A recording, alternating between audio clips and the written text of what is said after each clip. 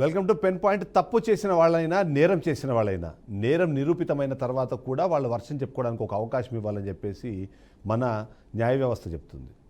చట్టం ప్రకారం కూడా తప్పు చేసిన వాళ్ళైనా సరే వాళ్ళ వర్షం చెప్పిన తర్వాతనే వాళ్ళు చెప్పిన మాటల్లో నిజం లేకపోతే మాత్రమే వాళ్ళ మీద చర్యలు కానివ్వండి, వాళ్ళకు శిక్షలు కానీ ఉండేలాంటి ఒక శిక్షా స్మృతిలో మనం ఉన్నాం. కానీ విజయవాడ భవానీపురానికి ముఖ్యంగా జేజే నగర్ అని మనం జోజీ నగర్ అనే ప్రాంతంలో జరిగిన ఒక పరిణామం అయితే ఎవరి వర్షన్స్ వాళ్ళు వినిపించే ప్రయత్నం చేస్తున్నారు.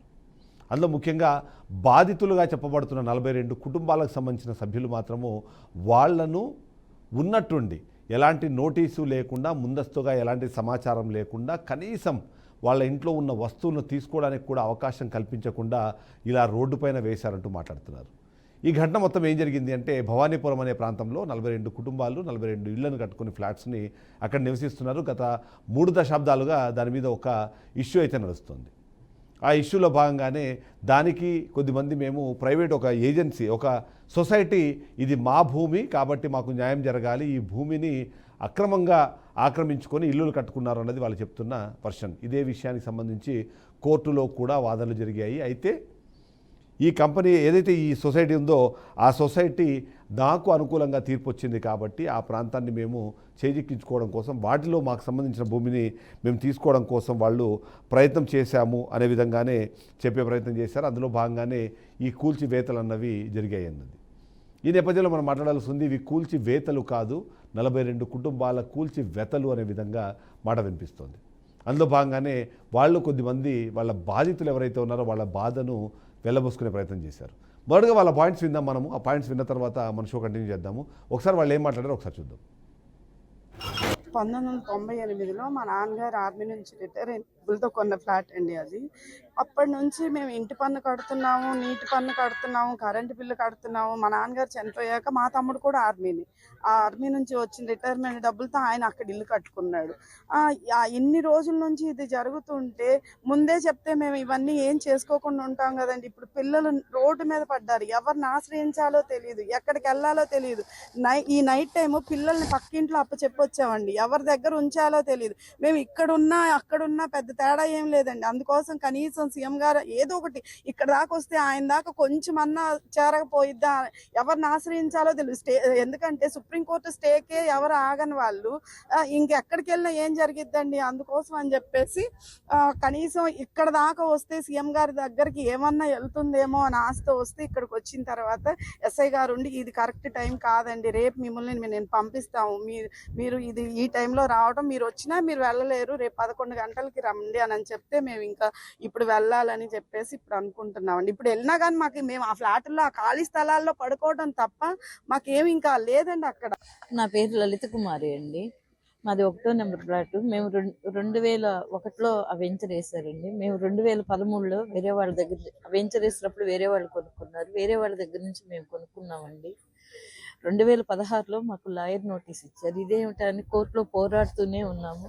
మాకు ఆల్రెడీ ఇప్పుడు స్టే ఉండగా సుప్రీంకోర్టుకి వెళ్ళాము. మాకు స్టే ఉండగా ఆగండి అని ఆగకుండా ఇంట్లోంచి బయటకు లాగేసి మా వారి స్ట్రౌట్ నీ మీద ఎక్కిస్తాం రా బుల్డోజరు అని అన్నారు.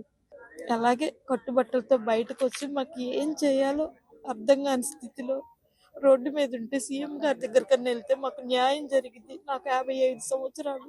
మేము రూపాయి కూడబెట్టుకుని కొనుక్కున్నది ఎవరిది ఆక్రమించినది స్థలము కాదది. మా సొంత కష్టార్జితంతో మేము నీళ్లు పోసుకొని కూడా తిన్న రోజులు ఉన్నాయి. అలా పిల్లల కోసం అని కొనుక్కున్నాము. ఇంకా మేము శాంతం ఎదగను కూడా ఎదగలేదు. మాకు 55 ఏళ్ళు వచ్చినాయి. మేము ఇప్పుడు ఎక్కడికి వెళ్ళాలి? మాకు సీఎం గారు న్యాయం చేస్తారని ఇక్కడికి వచ్చాము. ఇంత దూరం మాకు న్యాయం చేస్తారని, ఇంత దూరం అక్కడైనా రోడ్డు మీద ఇక్కడైనా రోడ్డు మీద సీఎం దృష్టికి తీసుకెళ్తారని మేము ఆశిస్తున్నామండి. విజయవాడ భవానీపురం అండి, 42 ప్లాట్లు జోజీ నగర్. మేము 42 కుటుంబాల బాధితులు అండి. పొద్దున్న మా ఇళ్ళన్ని కూల్చేశారు. మేము నడి రోడ్డు మీద పడ్డాము. సీఎం గారి దగ్గరికి ఒక్కసారి మాకు అన్యాయం జరిగింది, మాకు ఏ దిక్కు లేదు, అందరం రోడ్డు పిల్ల జల్లతో రోడ్డు మీద ఉన్నాం, మాకు ఏం చేయాలో అర్థం కావట్లేదు. ఒక్క సీఎం గారు తప్ప ఇంకా మాకెవ్వరు ఏది కూడాను మాకు దిక్కు తోచిన పరిస్థితిలో ఉన్నాము. ఈ టైంలో 10:30కి మేము సీఎం గారి ఇంటి ముందుకు వచ్చామంటే చూడండి ఎంత కష్టాల్లో ఉన్నామో ఆలోచించండి. దయచేసి మాకు న్యాయం చేయండి, మా పరిస్థితి ఏం బాగాలేదు. ఈ ఇష్యూని కొంచెం మా స్థలాలు మాకు ఇప్పించండి. సీఎం గారు వచ్చి ఇక్కడ మాకు ప్రజలు అక్కడ ఇళ్ళన్నీ కుప్ప చేసి 1984 నుంచి ఈ ఇష్యూ అనేది కొనసాగుతూనే ఉంది. ఎవరికి వాళ్ళే వాళ్ళసైన వర్షం చెప్పే ప్రయత్నం చేస్తున్నారు. వీళ్ళందరూ బాధితులం, మేము రూపాయి కష్టపడి సంపాదించిన సొమ్ముతో ఈ ఆస్తుల్ని కొనుగోలు చేశాం, ఇప్పుడు వచ్చి ఉన్నట్టుండి మమ్మల్ని ఖాళీ చేయమంటే మేము వెళ్ళేది ఎక్కడికి అంటూ గతంలోనే ఏదైతే సీఎం ఇంటికి వెళ్ళి వాళ్ళ బాధను వెలిబుచ్చుకోవడానికి చేసిన ఒక ప్రయత్నానికి సంబంధించిన బయట మనం ఇప్పటిదాకా చూసాం. ఇదే నేపథ్యంలో వీళ్ళందరూ బాధితులైతే బాధ్యులు కూడా కొంతమంది ఉన్నారు, కానీ మేము కూడా బాధితులమే చెప్తున్నారు వాళ్ళు చెప్తున్న వర్షన్ కూడా ఒకసారి మనం వినాల్సిన అవసరం ఉంటుంది. రామ కోఆపరేటివ్ బిల్డింగ్ సొసైటీకి సంబంధించిన ప్రతినిధి ఒకటి మాట్లాడారు, అది కూడా ఒకసారి మనం చూద్దాం. చూసిన తర్వాత షో కంటిన్యూ చేద్దాం. అది 95లో డిగ్రీ అయిందండి. మాకు 95లో డిగ్రీ అయిందండి విజయవాడ కోర్టులో. డిగ్రీ ఏమని ఇచ్చారంటే సీలింగ్ పర్మిషన్ తీసుకొని వాళ్ళు తీసుకొని మాకు రిజిస్టర్ చేయాలండి. ఆ రోజు 95లో డిగ్రీ ఇస్తే మేము మిగతా డబ్బులు కూడా కట్టాల్సి వస్తే కట్టమన్నారండి కోర్టు వారు. కట్టమంటే మేము కోర్టులో కట్టేసామండి. అప్పుడే కోర్టులో డబ్బులు కట్టేసారు, మిగతా బ్యాలెన్స్ కూడా కట్టేసామండి. కట్టిన తర్వాత వాళ్ళు సుప్రీంకోర్టు వాళ్ళు హైకోర్టుకి వెళ్ళారండి. వాళ్ళు కింద కోర్టు నిర్ణయం తప్పు అని చెప్పి వాళ్ళు హైకోర్టుకి వెళ్ళారండి. 1995లో ఒక కేసు, 96లో ఒక కేసుగా వెళ్ళారండి. వెంటనే వెళ్ళారు వాళ్ళు. 96 లేదు, అది 2013లో డిస్పోజ్ అయిందండి. 2013లో డిస్పోజ్ అయిందండి. 2013 డిస్పోజ్ అయిందండి. ఇన్ బిట్వీన్ 2013లో కింద కోర్టు ఆట కన్ఫర్మ్ చేశారండి, మాకు రిజిస్టర్ చేయమని కన్ఫర్మ్ చేశారు సార్. అది ఈ మధ్యకాలంలో ఏం జరిగిందంటే 2000లో మాకు తెలియకుండా మేము వాళ్ళకి సీలింగ్ పర్మిషన్ వచ్చిందంటండి. మాకు చెప్పలా, కోర్టుకి చెప్పలా, మాకు చెప్పలా. సీలింగ్ పర్మిషన్ వస్తే 2001లో ఒక 4 రోజుల్లోనండి మొత్తం రిజిస్ట్రేషన్ అన్నీ మీరు వారు రిజిస్ట్రేషన్ చేసిన భూములు చూస్తే 4 రోజుల్లో మొత్తం రిజిస్ట్రేషన్ చేశారండి 40 ఫ్లాట్లు. మాకు తెలియదు ఆ మ్యాటర్. మాకు ఎప్పుడు తెలిసిందంటే 2013లో మేము హైకోర్టులో గెలిచామండి. గెలిచిన తర్వాత కింద కోర్టులో మాకు రిజిస్టర్ చేయమని పిటిషన్ వేసామండి. వేస్తే 2013లో వేస్తే 2014లో మజీద్ గారు తండ్రి చనిపోయారండి. ఇస్మాయిల్ గారు హైకోర్టులో పెండింగ్ ఉండగా ఆయన కూడా ఈయనకి వచ్చేసింది ఆస్తి మొత్తం. వారసుడు ఈయనగానే, ఈయనకి వీళ్ళమ్మ రాసిన ప్రకారం ఈయనే వారసుడు అయిపోయాడు. సోకాళ్ళు మజీద్ గారు మాకు రిజిస్టర్ చేయాలని మేము ఈపీ వేసాం సార్. ఇక్కడ ఈపీ వేస్తే ఈపీలో ఆయన కోర్టుకు వచ్చారు. 2014 కోర్టుకు వచ్చారండి. వచ్చి నేను అమ్మేశానండి, వీళ్ళందరికీ వేరుగా అమ్మేశాను, ఎవరికి అమ్మాను కూడా చెప్పలేదండి, నేను అమ్మేశాను. ఎవరికి వాళ్ళే వాళ్ళ బాధలు చెప్పుకుంటున్నారు, వాళ్ళు మాదే ఈ ప్రాపర్టీ అని చెప్పుకునే ప్రయత్నం చేస్తున్నారు. ఓవరాల్గా చూస్తే ఇద్దరి వర్షన్స్ కరెక్ట్ అయినా సరే ఇక్కడ ఉన్న అంశం కాస్త చాలా క్లియర్గా మనం మాట్లాడుకోవాల్సింది, తప్పు ఎవరు చేసినా సరే వాళ్ళ మీద తీసుకునే చర్యలకు సంబంధించి ఎంతో కొంత సమయం ఇవ్వాలి అన్నది. బాధితులు చెప్తున్నారు 42 కుటుంబాలు గత 25 సంవత్సరాల నుంచి 20 సంవత్సరాల నుంచి అక్కడ పక్కా గృహాలను నిర్మించుకొని ఉన్నాము, మేము కరెంటు బిల్లు కడుతున్నాము, ట్యాక్సులు కడుతున్నాము, మాకు ప్రభుత్వం ఇవ్వాల్సిన అన్ని రకాల సౌకర్యాలు ఇస్తోంది, రోడ్లు వేశారు, డ్రైనేజీకి సంబంధించిన వ్యవస్థ ఉంది, ఇవన్నీ ఉన్నప్పుడు ఇది ఆక్రమిత భూమిగా మేము ఎలా భావిస్తాము అన్నది వాళ్ళు చెప్తున్నమాట. అదే సందర్భంలో కోర్టు నుంచి నాకు డిగ్రీ వచ్చింది కాబట్టి, కోర్టు నుంచి దానికి సంబంధించిన టైటిల్ వచ్చింది కాబట్టి ఆ ప్రాపర్టీని హ్యాండ్ ఓవర్ చేయాల్సిన బాధ్యత ప్రభుత్వానికి ఉంది, అనుగుణంగానే వాళ్ళు చర్యలు తీసుకోవాల్సిన బాధ్యత ఉంది అని చెప్పేసి రామ కోఆపరేటివ్ బిల్డింగ్ సొసైటీకి సంబంధించిన వ్యక్తి కూడా మాట్లాడుతున్న పరిస్థితి మనం చూస్తున్నాం. ఇక్కడ అందరూ ఎవరు ఏం మాట్లాడుకున్నా ఇక్కడ అందరూ కనిపిస్తోంది మాత్రం ప్రభుత్వ నిర్లక్ష్యానికి సంబంధించిన అంశాన్ని ఇక్కడ మనము తెరపైకి తీసుకొని రావాల్సిన అవసరం ఉంటుంది. వీళ్ళందరూ బాధితులే, దాంట్లో డౌట్ ఏం లేదు, అతను కూడా బాధితుడే, అది కూడా నిజమే. కానీ వీళ్లకు మధ్యస్థంగా ఒక నిర్ణయాన్ని ఇవ్వాల్సిన బాధ్యత ప్రభుత్వానికి ఉంది. ఏదైతే ఇప్పటికే హైకోర్టులో దాని మీద విచారణ పూర్తయింది, సుప్రీంకోర్టులో వాళ్ళకు స్టే వచ్చింది, డిసెంబర్ 31వ తారీఖు వరకు ఎలాంటి చర్యలు తీసుకోకూడదని చెప్పి స్టే ఆర్డర్ ఉంటే ఆ స్టే ఆర్డర్ని పట్టించుకోకుండా అధికారులు ఈ కూల్చివేతలకు పాల్పడ్డారన్నది మనకు వినిపిస్తున్న బాధితుల వర్షన్. అందులో భాగంగానే ఈ సిఆర్డీ అధికారులు కానివ్వండి, అలాగే మున్సిపాలిటీ అధికారులు కానివ్వండి ఈ నిర్ణయాలకు సంబంధించి ముందుకు వెళ్ళారు అన్నది మనకు అనిపిస్తుంది.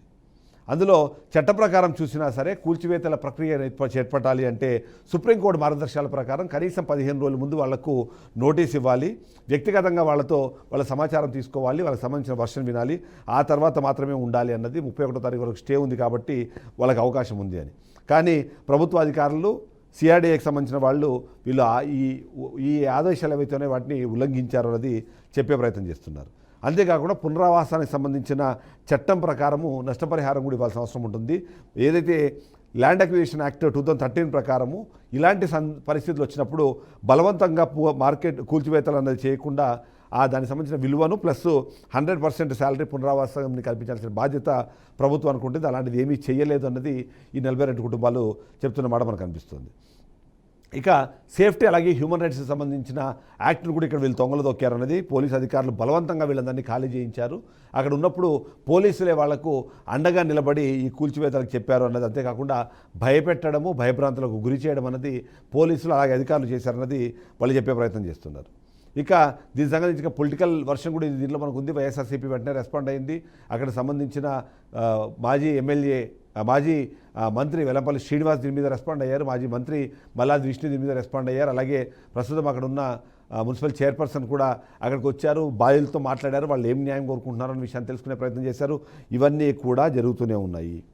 ఇవి సరిపోవు అన్నట్టుగా సిపిఎం కూడా దీని మీద రెస్పాండ్ అయింది. వాళ్ళు కూడా మాట్లాడారు, ఇది వివాదాస్పద కూల్చివేతలు కాబట్టి ఇలాంటి వాటిని పైన ఉన్నత స్థాయి దర్యాప్తు చేయాలని చెప్పేసి కూడా వాళ్ళు చేశారు. అంతేకాకుండా కాంపన్సేషన్ ఇవ్వాలి, 42 కుటుంబాలకు కూడా కాంపన్సేషన్ ఇవ్వాలి, వాళ్ళకి పునరావాసం కల్పించాలి, వాళ్ళకి మరో ప్రాంతంలో ఉండడానికి అవసరం ఉన్నదని చేసే కనిపిస్తుంది. సో ఈ విధంగా చూస్తే మాత్రం దాదాపుగా అక్కడ ఉన్న విలువ ప్రకారము ప్రభుత్వం తీసుకోవాల్సిన చర్యలు ఖచ్చితంగా మనకు కనిపిస్తున్నాయి. ఇద్దరికీ న్యాయం జరగాలి అంటే ప్రభుత్వమే దీంట్లో బాధ్యత తీసుకొని బాధ్యతాయుతంగా ప్రవర్తించాల్సిందే అన్నమాట మనకు వినిపిస్తున్న నేపథ్యంలో అసలు ఏంటి ఈ ఘటన జరిగే నేపథ్యంలో ఈ మొత్తం వీటి చూసినప్పుడు 20 నుంచి 25 సంవత్సరాలుగా మీరు విజువల్స్లో కూడా చూడొచ్చు. ఆ బాధితులు ఎవరైతే ఉన్నారో వాళ్ళందరూ జగన్మోహన్ రెడ్డిని కలిశారు, వాళ్ళ బాధలు చెప్పుకునే ప్రయత్నం చేశారు. వెంటనే వెల్లంపల్లి శ్రీనివాస్ అక్కడ ఎమ్మెల్యే స్థానిక మంత్రిగా కూడా ఉన్నారు కాబట్టి ఆయన దాని మీద సంబంధించి కాన్సన్ట్రేట్ చేయమన్నారు. వెంటనే వాళ్ళు వెళ్ళారు, చూశారు, అవన్నీ మనం చూస్తూనే ఉన్నాం. ఈ నేపథ్యంలో కొన్ని కీలకమైన అంశాలను కూడా మనం మాట్లాడుకోవాలి. ఇక్కడ టైటిల్కి సంబంధించిన అంశము తెరపైకి వస్తుంది. ఆ టైటిల్కి సంబంధించిన అంశం తెరపైకి వచ్చినప్పుడు మీరు ఇల్లు కట్టుకున్నంత మాత్రాన, మీరు దానికి ట్యాక్సులు కట్టినంత మాత్రాన, దానికి ఇంటర్నెట్టో లేకపోతే కరెంటో వచ్చినంత మాత్రాన అది మీ ప్రాపర్టీ అయిపోదు. టైటిల్ అన్నది చాలా కీలకమైన అంశము. మీరు ఎన్ని సంవత్సరాలన్నా సరే టైటిల్ లేకుండా మీరు అక్కడ ఉంటే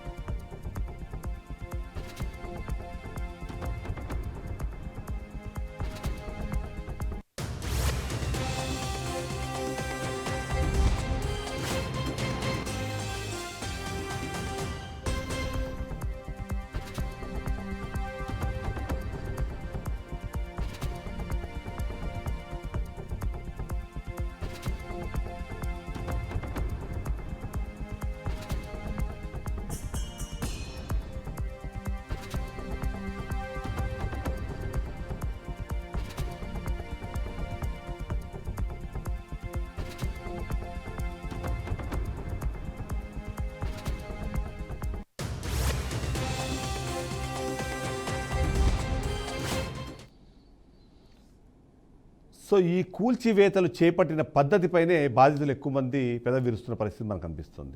ముఖ్యంగా తెల్లవారుజామున 200 మంది సిబ్బందిని తీసుకొచ్చి అంత అర్జెంటుగా కూల్చివేయాల్సిన అవసరం ఏముంది అన్నది వాళ్ళు మాట్లాడుతున్న ప్రశ్న. అంతేకాకుండా ఇప్పటికే స్టే ఆర్డర్ ఉంది, దానికి సంబంధించి సుప్రీంకోర్టులో విచారణ జరుగుతున్న నేపథ్యంలో దాని వైపుపైన చూసైనా కనకరించాలని చెప్పి వాళ్ళు కోరుకున్నారు. కానీ దాన్ని ఏది పట్టించుకొని ప్రభుత్వ అధికారులు, అంతేకాకుండా కూల్చివేతలకు సంబంధించిన వ్యక్తులు ఎవరైతే ఉన్నారో వాళ్ళు సంబంధించి 42 కూల్చివేతల్ని కూడా వాళ్ళు కంటిన్యూ చేసిన పరిస్థితి కనిపిస్తుంది. అంటే ఏదైతే స్టే ఆర్డర్ వచ్చేలోపు ఇది మొత్తం జరిగిపోయింది అన్నది వాళ్ళు చెప్పే ప్రయత్నం చేస్తున్నారు. అలా చూసినా సరే ఎందుకు సుప్రీంకోర్టు మార్గదర్శకాలంటే 15 రోజుల ముందు నుంచి మీరు తీసుకోవాల్సిన దాన్ని ఎందుకు మీరు పాటించలేదని. కానీ శ్రీరామ హౌసింగ్ సొసైటీకి సంబంధించిన వాళ్ళు మాట్లాడుతున్న మాటలు మాత్రము గత 2-3 సంవత్సరాల నుంచి ఈ ఇష్యూ నడుస్తూనే ఉంది. ఈ ఘటన జరగడానికి 3 నెలల ముందు కూడా మేము కూల్చివేయడానికని వెళ్ళినప్పుడు వాళ్ళు రిక్వెస్ట్ చేశారు, టైం అడిగారు. కానీ టైం ఇచ్చిన తర్వాత వాళ్ళు మాకు లీగల్గా కాంప్లికేషన్స్ క్రియేట్ చేస్తున్నారు. అంతేకాకుండా 15 రోజుల ముందే మేము వాళ్ళకు నోటీసులు ఇచ్చామని చెప్పే ప్రయత్నం చేస్తున్నారు. ఇంత జరుగుతున్నా ఇప్పటిదాకా ప్రభుత్వం తరఫు నుంచి ఎవరు నోరు విప్పకపోవడం అన్నది ఇక్కడ ఆశ్చర్యానికి గురి చేస్తోంది. ఒకప్పుడు అదే ఇప్పడం గ్రామంలో రోడ్డు వైడనింగ్ కోసము ప్రభుత్వము చర్యలు తీసుకొని కొన్ని కాంపౌండ్ వాల్స్, కొన్ని ర్యాంపులు క్లియర్ చేస్తే అప్పుడు మాట్లాడిన పవన్ కళ్యాణ్ ఇప్పుడు ఎందుకు మాట్లాడట్లేదు అని ప్రశ్నిస్తున్నారు. 42 కుటుంబాలు రోడ్డు మీద పడిన తర్వాత కూడా పవన్ కళ్యాణ్ మనసు ఎందుకు కరగట్లేదు అన్నది ఇవాళ వైసీపీ ప్రశ్నించే ప్రయత్నం చేస్తుంది. ఓవైపు లోకేష్ అలాగే చంద్రబాబు నాయుడుకి తమ గోడు వినిపించుకుందామనే ప్రయత్నం చేసినా సరే వాళ్ళు పట్టించుకోలేదు అన్నది బాధితులు చెప్తున్న ఒక మాట. ప్రభుత్వంలో ఉన్నప్పుడు, అధికారంలో ఉన్నప్పుడు మాకు న్యాయం చేయాల్సిన బాధ్యత లేదా? మేము వేసిన ఓట్లు కూడా ఆ కారణంతోనే కదా మా ఓట్లు వేస్ట్ అయ్యాయి అన్నది వాళ్ళు ప్రశ్నిస్తున్నారు. జగన్మోహన్ రెడ్డి దగ్గరికి వెళ్తే ఆయన అధికారంలో లేదు కాబట్టి ఆయన తన అధికారంలోకి వచ్చిన తర్వాత న్యాయం చేస్తా అంటారు. బట్ అప్పటిదాకా ఎలా వెయిట్ చేసేది, ఎక్కడ బతికేది, ఎక్కడ ఉండేది అన్నది ఇప్పుడు బాధితులు వేస్తున్న ప్రశ్న. ఎలా చూసినా సరే 42 కుటుంబాలకు సంబంధించిన వాళ్ళు ఇక్కడ కొన్ని ఇంట్రెస్టింగ్ పాయింట్స్ మనం మాట్లాడుకోవాలి. అది ప్రభుత్వ స్థలం కాదు, అది ప్రైవేట్ స్థలం. అక్కడ ఎవరైతే ఉన్నారో వాళ్ళెవరో ఆక్రమించుకున్న వాళ్ళు కాదు, కేవలం వాళ్ళందరూ మోసపోయిన వాళ్ళు. ఎవరో మాట చెప్పిన మాట నమ్మి కోర్టుల్లో ఉన్న ఈ కేసులకు సంబంధించిన పూర్తి స్థాయిలో సమాచారం లేకుండా అప్పుడున్న అవకాశాలని వాటిని ఉపయోగించుకొని 40 మంది 4 రోజుల్లోనే రిజిస్టర్ చేసుకున్నారు. రిజిస్టర్ చేసుకున్న తర్వాత గత 2-2.5 దశాబ్దాల నుంచి అక్కడే బతుకుతున్నారు. ఒక్కటొక్కటిగా వాళ్ళు వాటిని డెవలప్ చేసుకున్నారు. కానీ ఉన్నట్టుండొచ్చి 20 సంవత్సరాల తర్వాత ఇలా కూల్చివేయడానికి సంబంధించిన వాటిపైన అబ్జెక్ట్ చేస్తున్నారు.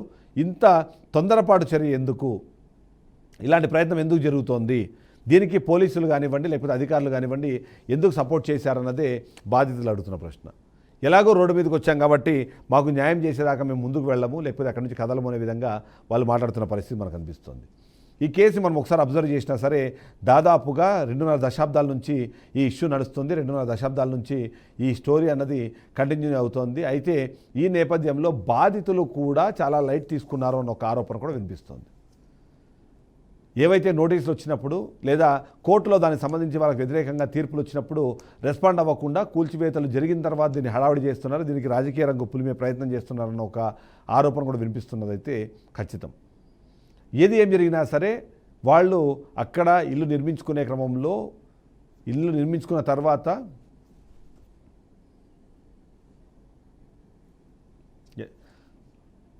సో ఇలాంటి ఘటనలు జరుగుతున్న నేపథ్యంలో ఒకసారి దీని మీద మాట్లాడే ప్రయత్నం చేద్దాము. పాదయాత్ర వెంకటేశ్వర రెడ్డి గారు మనతో పాటు ఫోన్ లైన్లో సిద్ధంగా ఉన్నారు. ఒకసారి ఆయనతో మాట్లాడే ప్రయత్నం చేద్దాం. సార్, ఏంటి ఇప్పుడు మన ఈ భవానీపురం సంబంధించిన బాధితులు కానివ్వండి లేకపోతే అక్కడ ఉన్న ఘటన కానివ్వండి మీరు అబ్జర్వ్ చేస్తుంటారు, ఏంటి ఎవరిది న్యాయం అంటారు, ఎవరిది అన్యాయం అంటారు? ప్రభుత్వం తీసుకోవాల్సిన చర్యల్లో అలసత్వం కనిపిస్తుందా మీకు, లేకపోతే కావాలనే వాళ్ళు దాన్ని పక్కదారి పట్టించారు? ఏంటి మీ వర్షన్ ఏంటి? వాస్తవంగా అది భవానీపురంలో 42 మంది ఇళ్ల కూల్చివేత చాలా దారుణం, అన్యాయం. ఎందుకని నేను ఈ మాట అంటానంటే వాళ్ళు ఇండివిజువల్స్ పర్మిషన్ ఇచ్చింది గవర్నమెంటే. ఏది టీపీఓ పర్మిషన్, టౌన్ ప్లానింగ్ వాళ్ళు పైప్ లైన్ ఇచ్చారు, కరెంట్ ఇచ్చారు, బిల్డింగ్ కట్టుకోవడానికి అవకాశం ఇచ్చారు. ఇవన్నీ గవర్నమెంట్ ఇచ్చింది. గవర్నమెంట్ ఇచ్చిన దాన్ని గవర్నమెంట్ అధికారుల మీద చర్యలు తీసుకోకుండా ప్రైవేటు వ్యక్తుల ఆస్తులు కూల్చివేయటం అనేది చాలా దారుణమైన విషయము. ఇప్పుడు తీసుకోవాలి. ఒకవేళ ఏదన్నా కోర్టులో న్యాయం జరిగితే ఫస్ట్ చర్యలు తీసుకోవాల్సింది ఎవరి మీద? ఆ పర్మిషన్ ఇచ్చిన వాళ్ళ మీద, ఆ రిజిస్ట్రేషన్ చేసిన వాళ్ళ మీద, ఆ కరెంట్ ఇచ్చిన వాళ్ళ మీద, వాటర్ ఇచ్చిన వాళ్ళ మీద, రోడ్డు వేసిన వాళ్ళ మీద, వాళ్ళందరి మీద, అధికారుల మీద చర్యలు తీసుకోకుండా కేవలం ప్రైవేట్ ఆస్తులు రూపాయి కూడబెట్టుకొని తినక వాళ్ళు ఏదో ఆస్తులు కూడబెట్టుకొని పిల్లగాడి పెళ్లికనో వాళ్ళు ఆస్తులు కూడబెట్టుకొని వృద్ధాప్యంలో వాళ్ళకి ఉంటదనో ఆస్తులు కూడబెట్టుకుంటే వాళ్ళ ఆస్తులు కేవలం రాజకీయ కారణాలతోటి ధ్వంసం చేశారు. కోర్టు తీర్పు వచ్చేంత వరకు కూడా ఆగకుండా కక్షపూర్వకంగా వాళ్ళ మీద చర్యలు తీసుకున్నారు. ఇది ఎంత దారుణమైన విషయం. అవతల వ్యక్తి కోర్టుకు వెళ్ళిన వ్యక్తి సామూహికంగా ఒక ఆర్గనైజేషన్ కి సంబంధించిన వ్యక్తి కాబట్టి చిన్న వాళ్ళందరికీ కరెక్షన్ అలవాటు చేసి లంచాలు ఇచ్చి అందరినీ మేనేజ్ చేసుకొని కోర్టుకు వెళ్ళి తీర్పు. ఓకే, అయితే ఇక్కడ మీరు హైదరాబాద్లో హైదరాబాద్లో హైడ్రాకి ఒక పాజిటివ్ ఒపీనియన్ వచ్చింది, దాని మీద ఒక పాజిటివ్ ఇంప్రెషన్ వచ్చింది కాబట్టి అలాంటి ఇంప్రెషన్ కోసం ఒకవేళ అక్కడ చేయాలనుకున్నది ప్రభుత్వ భూమి కాదు, ప్రైవేట్ భూమి, అంత అర్జెంటుగా అంత తెల్లవారుజామునే వచ్చి కూల్చివేయాల్సిన అవసరం ఎందుకు ఉంది అన్నది ఒక ప్రశ్న వినిపిస్తుంది. మీరేం సమాధానం చెప్తారు? ఎస్ నేను అనేది ఎగ్జాక్ట్ గా మీరు అన్నది ఎగ్జాక్ట్ గా నేను అదే చెప్తున్నా. ప్రైవేట్ భూమి అక్కడ ఈ హైదరాబాద్ లో హైడ్రా వచ్చేసి కూల్చివేతకి ప్రజా అవసరాల కోసం చేసిన పని అది. ఎందుకంటే అవి కూలిపోతున్నాయి కాబట్టి, వాటర్ మునిగిపోతుంది కాబట్టి, అన్యాయంగా మార్కెటర్స్ అమ్ముకున్నారు కాబట్టి జరిగిన విషయం అది. ఇక్కడ అది కాదు. ఇండివిజువల్స్ వాళ్ళ సొంత ఆస్తులు వాళ్ళు కూడబెట్టుకొని వాళ్ళు కట్టుకున్నవి. ఒక బిల్డర్ వాళ్ళు ఏదో చేసిన పని కాదు ఇది. చేసిన పని కాదు ఇది. ఇది పైగా అంత ప్రమాదకరమైన విషయం కూడా కాదు. అక్కడ అంత అర్జెన్సీ కూడా లేదు. సో ఫైనల్ గా మీరు ప్రభుత్వాన్ని ఏం డిమాండ్ చేస్తున్నారు? బాధితుల తరఫు నుంచి వాళ్ళకి న్యాయం జరగాలంటే ఏం చేయాలంటారు? ఖచ్చితంగా బాధితులు ఏవైతే బిల్డింగ్లు కూల్చివేశారో కూల్చివేసిన నష్టపరిహారం వాళ్ళకి ఎలా ఇస్తారు? వాళ్ళకి తక్షణమే వాళ్ళకి నష్టపరిహారం ఎవరి ద్వారా ఇప్పిస్తారు? ఈ అక్రమంగా పర్మిషన్ ఇచ్చిన అధికారుల ద్వారా ఇప్పిస్తారా? లంచాలు తీసుకొని రిజిస్ట్రేషన్ చేసిన అధికారుల ద్వారా ఇప్పిస్తారా? లేదు ప్రభుత్వమే వీటన్నిటికీ బాధ్యత వహించి వాళ్ళకి నష్టపరిహారం చెల్లిస్తుందా? ఇలా కాకుండా కేవలం వాళ్ళని ఇండివిజువల్స్ 42 మంది జీవితాలు వాళ్ళ రోడ్డు మీద పడ్డాయి. వాళ్ళ జీవితాలు, వాళ్ళ పిల్లల జీవితాలు, వాళ్ళ కుటుంబ జీవితాలు, ఇంక్లూడింగ్ వాళ్ళకి అప్పు సప్పులు ఇచ్చిన వాళ్ళ జీవితాలు కూడా ఇవాళ రోడ్డు మీద పడ్డాయి. అవును, బ్యాంకులు ఇచ్చాయి, బ్యాంకులకి వాళ్ళు ఈఎంఐలు కట్టాలి. కూల్చేసామని వాళ్ళు కూల్చేశారు కాబట్టి మేము ఈఎంఐలు కట్టమంటే బ్యాంకులు ఒప్పుకోవు. సో వీళ్ళకి చాలా పెద్ద సమస్యలు వచ్చినాయి. వీటన్నిటికీ పరిష్కారాలు చూపించకుండా అంత అర్జెంట్ గా కూల్చివేయాల్సినంత అగత్యం ఏమొచ్చింది? రైట్. ఇప్పుడు ప్రజా అవసరాల కోసం అక్కడ ఏమన్నా రైల్వే లైన్ వేస్తున్నారా, లేకపోతే ఏమన్నా హైవే లైన్ వేస్తున్నారా, లేక అర్జెంట్ గా ప్రజా అవసరాల కోసం ఏదన్నా విపత్తు వచ్చి పడుతుందా? ఎందుకని వాటిని అంత త్వరగా కూల్చారు? రైట్ వెంకటేష్ రెడ్డి గారు. Okay, thank you so much. ఓవరాల్గా చూస్తే మాత్రం ఇక్కడ కనిపిస్తున్న సమస్య, లేకపోతే ఇక్కడ కనిపిస్తుంది మాత్రం ఖచ్చితంగా అధికారుల నిర్లక్ష్యము, గత అధికారులు చేసిన నిర్వాహకం అన్నది అర్థమవుతుంది. దాని ఫైన్ అన్నది ఇవాళ ఈ ప్రజలకు వేయడము, 42 కుటుంబాలను వాటికి బాధ్యులు చేయడం ఏమాత్రం సమంజసం అన్నదే ఇప్పుడు వినిపిస్తున్న ప్రశ్న. అంత అర్జెంటుగా కూల్చివేయడానికి అది ప్రజా సంబంధిత అంశం ఏమీ కాదు, అది ప్రైవేట్ ప్రాపర్టీకి సంబంధించిన అంశంలో ఇంకొక 2-3 రోజుల తర్వాత కూల్చివేసినా, లేకపోతే ఆ తర్వాత నిజంగానే వాళ్ళందరినీ ఒప్పించి అక్కడి నుంచి మార్పించే ప్రయత్నం చేసినా బాగుండేది. కానీ అంత అర్జెంటుగా తెల్లవారుజామునే వెళ్ళి 200 మందితో ఈ కూల్చివేతలు ఎందుకు చేపట్టారన్నదే ప్రశ్నగా వినిపిస్తుంది. కాబట్టి వాళ్ళకి ఖచ్చితంగా న్యాయం జరగాలి. ఆ బాధితులు ఎవరైతే ఉన్నారో వాళ్ళకి కంపెన్సేషన్తో పాటు కొత్త ఇళ్లకు సంబంధించిన మొత్తం యాక్టివిటీ అనేది జరగాల్సిన అవసరం అయితే మనకు కనిపిస్తుంది. ఇది వాళ్ళ పెన్ పాయింట్. నెక్స్ట్ పెన్ పాయింట్తో మళ్ళీ కలుద్దాం. స్టేట్ బీఆర్కే న్యూస్ తెలుగు సత్తా.